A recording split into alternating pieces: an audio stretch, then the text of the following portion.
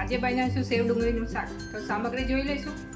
સેવ 1 bowl, 2 ડુંગળી medium size સમારેલી, rotting મસાલા, ધાણા જીરું, હળદર, મરચું, વઘાર માટે દહીં, હિંગ, ગરમ મસાલો, મીઠું, લસણ અને લીલા મરચાંની પેસ્ટ, લીલા ધાણા, 2 ટામેટાની પ્યુરી. તેલ નાખીશું.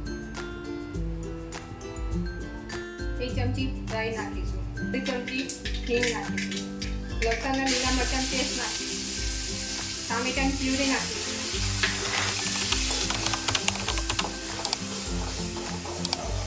और डूंगरी नाखी दईशुं.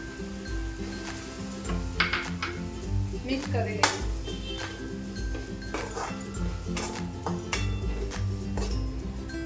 अर्धी चमची हळदर नाखीशुं. स्वाद मुजब मीठुं नाखीशुं. मिक्स करी लईशुं.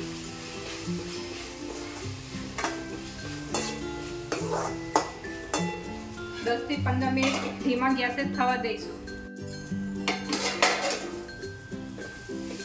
ડુંગળી આપણી ચડી ગઈ છે. સૂકું મરચું નાખીશું. 1 ચમચી ધાણા જીરું નાખીશું. ગરમ મસાલો એડ કરીશું. લીલા ધાણા નાખીશું. 1 ગ્લાસ પાણી નાખીશું.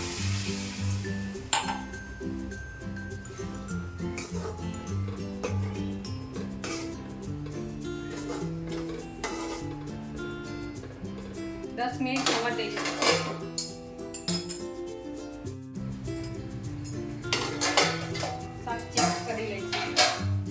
तीखी सेव ऐड करी लईशुं.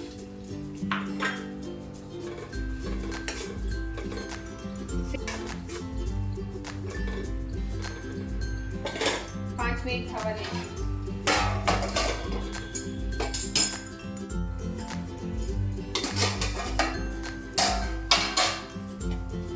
बाउल में लई लईशुं. तो तैयार है आपणुं सेव डુંગળીનું શાક.